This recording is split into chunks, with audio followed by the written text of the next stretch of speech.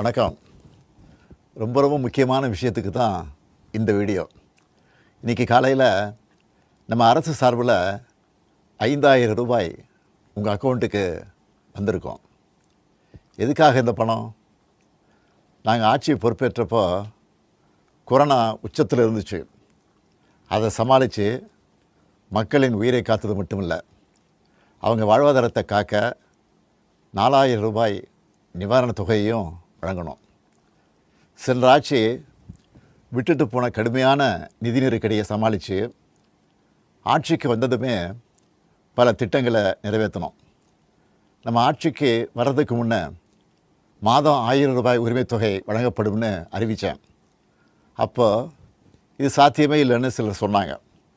ஆனாலும் நிதி நெருக்கடியை சமாளித்து ஒன்றிய அரசினுடைய ஓரவஞ்சனையை மீறி கடந்த 2023ஆம் ஆண்டு செப்டம்பர் மாதம் முதல் கலைஞர் மகளிர் உரிமை திட்டத்தை வெற்றிகரமாக செயல்படுத்திட்டு வரோம். முதல்ல 1,13,00,000 மகளிருக்கு பயனளித்த இந்த திட்டம் அண்மையில் அது விரிவுபடுத்தப்பட்டு இப்போ 1,31,00,000 குடும்பத் தலைவிகள் பயன்பெற்று வராங்க. இது வெறும் நிதி உதவி இல்லை, சமூகத்தில் பெண்கள் ஆற்றும் பங்களிப்பை அங்கீகரிப்பதற்காக கொடுக்கப்படுகிற உரிமைத் தொகை. இந்த தொகையை வச்சு அன்றாட வீட்டு செலவுகள், குடும்பத்தில் ஏற்படும் மருத்துவ செலவுகள், குழந்தைகளுக்கான கல்வி செலவுகள் என பல அத்தியாவசிய செலவுகளை மகளிர் தாங்களே நிறைவு செய்ய இந்த திட்டம் வழிவகுத்துச்சு. அதனால தான் ஒவ்வொரு மாதமும் 15ஆம் தேதி என்பது ஒவ்வொரு குடும்பத் தலைவியும் ஆவலோடு எதிர்பார்க்கிற நாளாக அமைஞ்சிருக்கு. இவ்வளவு சிறப்பு வாய்ந்த இந்த திட்டத்தை மற்ற மாநிலங்களும் பின்பற்றி வராங்க.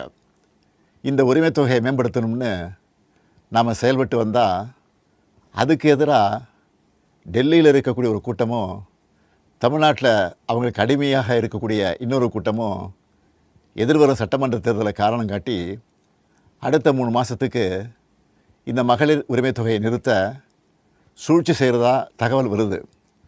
இது வச்சு நீதிமன்றத்தில் வழக்கு தொடரவும் சிலர் முயற்சி செய்வதாக செய்திகள் வருது.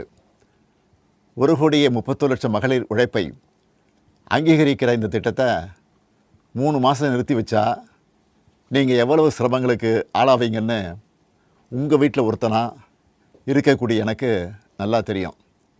கடும் வெயிலில் வேலைக்கு போக கஷ்டமான கோடை காலத்தில் இந்த தொகை நிறுத்தப்பட்டால் உங்களுக்கு எவ்வளவு வலி ஏற்படும்னு என்னால் உணர முடியுது. உங்கள் மாதாந்திர செலவை எப்படி சமாளிப்பீங்க?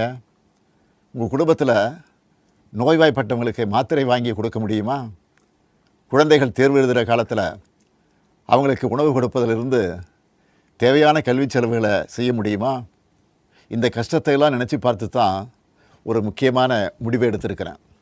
அதன்படி இந்த பிப்ரவரி மாதம் மட்டும் இல்லாமல் அடுத்த 2 மாதம், அதாவது மார்ச் ஏப்ரலுக்கான உரிமைத் தொகை தவணைகளை சேர்த்து 3,000 ரூபாயும், கூடுதலாக கோடைக்கால செலவுகளை கருத்தில் கொண்டு மேலும் 2,000 ரூபாய் சிறப்பு தொகையும் சேர்த்து இந்த பிப்ரவரி மாதம் 5,000 ரூபாயை சிறப்பு மகளிர் உரிமைத் தொகையாக 1,31,00,000 பெண்களுக்கு வழங்க உத்தரவிட்டிருக்கிறேன். இந்த தருணத்தில் இன்னொரு அன்பான வேண்டுகோள்.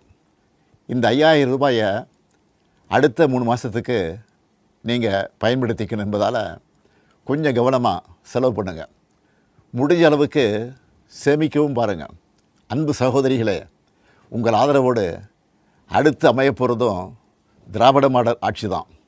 அதனால் நீங்கள் மனம் குளிரும் சிறப்பான ஒரு அறிவிப்பையும் இந்த நேரத்தில் சொல்ல விரும்புகிறேன். அடுத்த திராவிட மாடல் 2.0 ஆட்சி காலத்தில் உங்களுடைய உரிமைத் தொகை 2,000 ரூபாயாக உயர்த்தி வழங்கப்படும்.